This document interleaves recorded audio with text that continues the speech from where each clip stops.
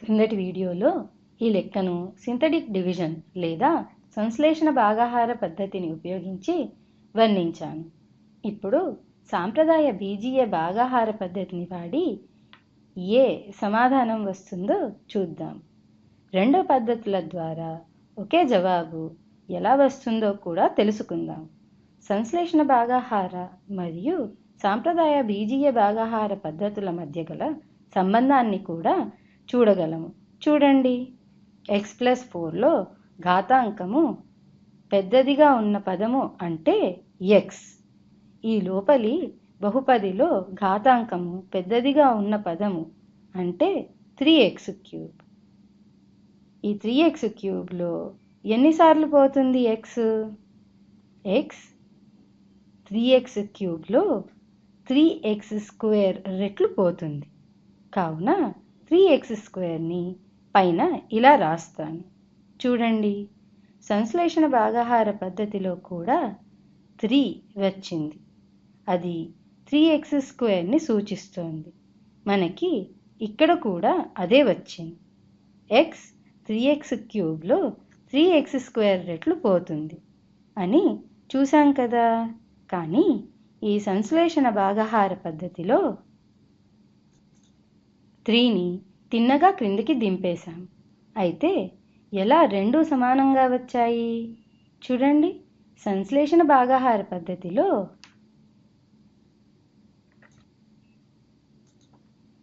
క్రిందటి వీడియోలో హారంలో ఉండే x యొక్క గుణకం 1 ఉండాలనుకున్నాం కదా. అది 1 లేకపోతే దాన్ని 1 చేయాలనుకున్నాం. చూడండి, xతో భాగిస్తే గుణకం విలువ మారదు. కావున 3x³ xతో భాగిస్తే 3x² వచ్చింది. కావున మీకు రెండు పద్ధతుల ద్వారా సమాధానంలో మొదటి పదము ఒకటే వచ్చింది. కావున 3x³ నుండి 3x² వచ్చింది. 3x² into x equal to 3x³ ఇక్కడ వ్రాస్తాను. అలాగే 4 into 3x² equal to 12x². కావున దీనిని 4x² కింద రాస్తాను. తీసివేత చేస్తే 3x³ మైనస్ 3x³ రెండు కొట్టేయవచ్చు. 4x² minus 12x² equal to minus 8x² వస్తుంది. ఇక్కడ బీజీయ పద్ధతి భాగాహారంలో 4x² ఉంది. అలాగే 4 సంశ్లేషణ భాగాహార పద్ధతిలోనూ ఉంది. అయితే 3 ఇంటూ 4 ఈక్వల్ టు 12x²ని 4x²లోంచి తీసివేత చేశాం. అలాగే సంశ్లేషణ భాగాహార పద్ధతిలోనూ 3 ఇంటూ -4 ఈక్వల్ టు -12ని 4కి కూడితే -8 వచ్చింది. ఈ -8 అన్నది x యొక్క గుణకం. బీజీయ భాగాహార పద్ధతిలో ఇప్పుడు -8x²లో x ఎన్నిసార్లు పోతుంది అంటే -8x వస్తుంది. కావున -8xని పైన రాస్తాను. చూడండి, ఇక్కడ -8x వచ్చింది. సంశ్లేషణ భాగాహార పద్ధతిలో కూడా -8xే వచ్చింది కదా. ఇప్పుడు -8xని x+4తో గుణించి క్రింద రాద్దాం.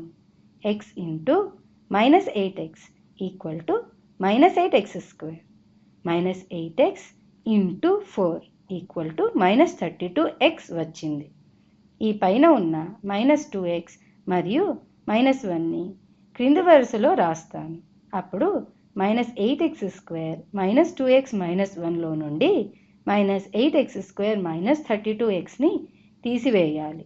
-8x² +8x² వస్తుంది. -8x² మరియు +8x²ని కొట్టేయవచ్చు. అలాగే -32x +32xకి సమానం. +32x -2x 30x కనుక క్రింద 30xని రాస్తాను. అలాగే -1ని క్రిందకి దించితే 30x -1 వచ్చింది. మళ్ళీ 30xలో x ఎన్నిసార్లు పోతుంది? 30 సార్లు. కావున పైన 30 రాస్తాను. చూడండి, ఈ 30 మరియు సంశ్లేషణ భాగాహార పద్ధతిలో వచ్చిన 30 రెండు సమానం కదా.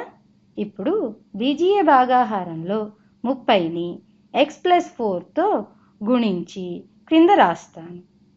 30 × x 30x, అలాగే 4 × 30 = 120. ఈ రెండింటిని 30x - 1లో నుండి తీసివేస్తే వీటి గుర్తులు మార్చి కూడతాను. చూడండి, 30x - 30x రెండు కొట్టేయవచ్చు. అలాగే -1 - 120 -121కి సమానం. కావున మనకి -121 శేషము లేదా రిమైండర్ వచ్చింది.